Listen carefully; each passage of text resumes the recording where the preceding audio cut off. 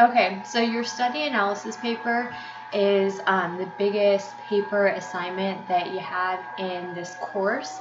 It's not due until the end of the last module, but if you would like extra credit on this paper project, you can send me an email with the article, letting me know the article that you have selected to use for your study analysis paper project, and also a rough version of your introduction just to show that you have gotten started on this. And that is worth 10 extra credit points, so be sure to look at the schedule to check when all of those things are due. So just an overview, this paper will probably end up being about 5 to 7 pages, but there's a template provided below that you all can follow to really see what you should be including in each section. So it's double spaced in APA format, but again, this template has all of this stuff on there. So let's go down to the directions. So for the directions, you want to select an article from a previewed list below for the assignment. Here are the 4 articles that you can select from. So there's a Carpenter article, the Forelli article, Finn, or the Major article. So kind of look at each of these, see which one you're most interested in, and that is the article that you will be using to write your study analysis paper. So you don't need to use all 4. Of course, you're just selecting one article to use for your paper. Then you will review the abstract and paraphrase the study, identify the experiments, select the one that will be analyzed. So some of these articles have multiple experiments in it. You don't need to analyze all of them, just one of them. Summarize the introduction and literature review, identify their participants, how they conducted the research, interpret their graph, explain how it answers the research question. After this, then you review the discussion section, identify the limitations of the study. Now, hypothetically, if you were to extend this research, how would you do it? What is an additional research question in this area? Who would be your participants for this study? How would you conduct your research? What would you expect your results to look like, which you should show with a graph, and complete the paper with a conclusion. So overall, you can kind of see that the main idea, the point of doing this project and paper is to show that you understand psychology is a science. And in order to answer these questions we have about human behavior and emotions and human thoughts, we have to conduct an empirical study. So all researchers in psychology, whether it be cognitive psychology, behavioral, evolutionary psychology, humanistic, you do empirical studies. You come up with a research question and an independent variable, a dependent, a way to measure this. You look at your results, and then you can answer your question. So it's not just subjective, it's not just opinion, it's not just through observation. You conduct an empirical study. So I want to be able to see that you guys are able to read these studies and analyze it, interpret the study, and then explain how you would extend research, just to show that you really do understand this process of doing research and collecting data in psychology. And you're not actually, it's important to say that you're not actually doing this. You're not actually setting up this experiment and having participants participate. Hypothetically, if you were, how would you do it, and what would you think your results would look like? So it's a hypothetical, you're not actually doing it. Okay, so below you can see that I provided a template as a framework for writing your paper. This should be really useful. So open up this template.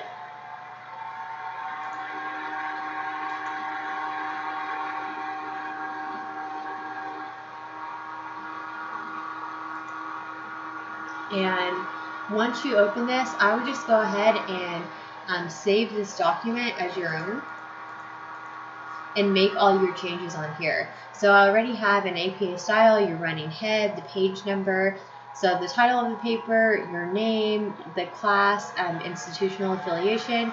Be sure to change all of this on here, but here is exactly what your cover page should look like. And then your first section, the abstract.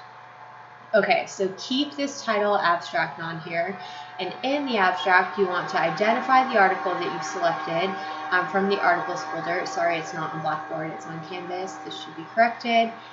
Paraphrase the abstract of the article, state in your own words what you think the article is about, identify how many experiments it has. Some may only have one and some have more than one. In your abstract, make sure that you do not include these bullet points. So don't have bullet points in your abstract. This is just to show you what you need to include in this one paragraph. So for example, let's say I was analyzing this article right here. So this is not one that you could select, but let's say I selected this one. Memory predictions are influenced by perceptual information, evidence for metacognitive illusions. So this is the article that I've selected. The first thing I would do would be to read through this article to get an idea of what is it about, what are they doing. And then the first part for writing my paper is I want to talk about that abstract. This first section right here is the abstract. So read this and then in a few sentences put that in your own words. What is this about? What are they trying to do? So just a few sentences summarizing this. And how many experiments do they have? So let's see, in this one you can see that, so you have the title of the current study, Experiment 1, Experiment 2, Experiment 3, Experiment 4, Experiment 5, Experiment 6, and that is it. So if I was analyzing this article, I would say there are 6 different experiments in this article, but I am just going to be focusing on my paper. I'm just going to focus on experiment number 1. So that's how I would start my abstract. So that's what I would have in this section, and then go down to, this is your introduction right here. So the title of your paper, make sure to delete this and actually write whatever the title of your paper is. So memory predictions is maybe my title. This section should be your introduction, the things that you should include. Introduce the topic of the paper. Which article did you select? Why did you select it? Which of the 7 modern perspectives do you think it falls under? What is the research question in this experiment? So back to this article right here. If I was analyzing it for my paper, I would say the topic of this paper is looking at memory predictions and the influence that font size has on these memory predictions. I selected this article about metacognitive illusions because I'm interested in cognition and human learning. Of the 7 modern perspectives, this research falls under the cognitive perspective because it's looking at human learning and memory. The research question in this experiment is, how does font size have an influence on memory predictions? So very simple. Short paragraph introducing the topic of the paper. The literature review, in this section you should summarize the introduction and or the literature review. So that is this whole section right here. So from the beginning of the article until you get to current study or experiment 1, that's all the introduction. So read all of that and then in a couple paragraphs explain this research, the importance of this research. So that's your literature review section. For your method section, identify participants and procedures and explain how the research was conducted. For example, did they bring participants into a laboratory? What were the independent variables? The variable that was manipulated? What was the dependent variable? The one that was measured? How long did it take to collect their data? So for my method section, I go to the article and very clearly this article points out method. Okay, so here's the method section. Participants. 20 Colorado State University psychology students participated for partial credit. So I would go back to my paper and I would say there were 20 Colorado State psychology students in this experiment. The materials you can kind of read through to try to figure out what your independent variable is and your dependent. So materials consisted of 42 nouns taken from norms. They were randomly divided into 2 sets of 18 items that were presented in an 18 or 48 point font. So this font size is what the experimenters were manipulating. And then if you go down to the procedure, you can see that all study and test stimuli were presented in white lowercase letters in the center of a black background on a computer screen. After they provided the informed consent, participants were instructed that they would study items presented in different font sizes. So again, font sizes is the thing they're manipulating. Immediately following each item, participants were instructed to rate their confidence that they would later be able to recall that item on a scale from 0 to 100. So here is something the researchers were measuring. And then following that, they were given 4 seconds to record their judgment of learning on a sheet of paper. And then immediately studying it, they were given a filler task. And then finally, they had a recall test. So again, something the experimenters were measuring. So there's one thing that they were manipulating, and there was 2 things that they were measuring.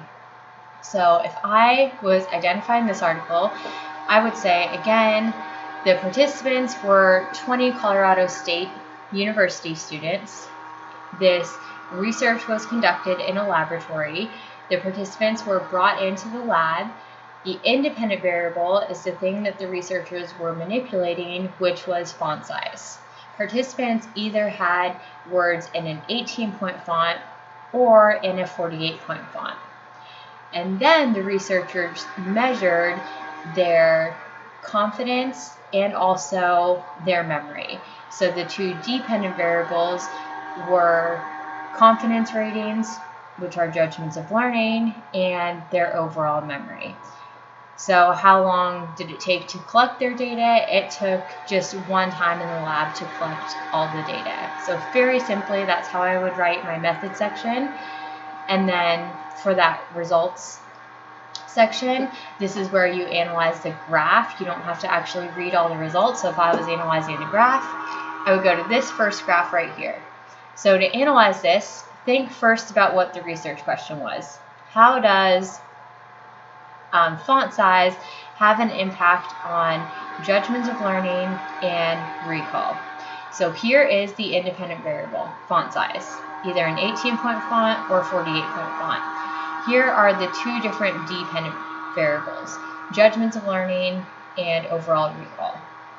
So what we can see here is that if participants had words presented in a 48-point font, they had higher judgments of learning than if it was in an 18-point font.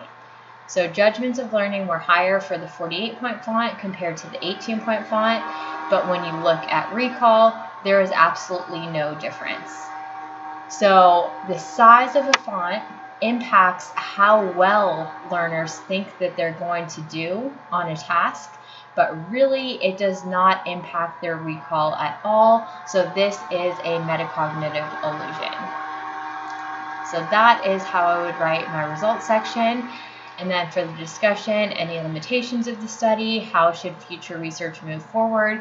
So this is when you hypothetically conduct your follow-up study. So for your follow-up experiment, keep this really simple. So what is an additional research question? So if I was a researcher in this area, I would read the study and I would say, awesome. These researchers figured out that font size has an impact on judgments of learning, but it does not impact the actual learning at all. This is a perceptual manipulation. It's a metacognitive illusion, but it's the size of a font. What if it is an auditory illusion? So what if it is the volume? So I want to know, do learners do the same thing? Do they predict that they're going to remember things better when it's presented in a louder volume compared to in a lower volume? So I would look at that for my follow-up study. So my research question would be, does the volume have an impact on judgments of learning? My proposed method, my participants, I would bring 20 participants into a lab. My independent variable would be the loudness of the volume, so low volume versus high volume.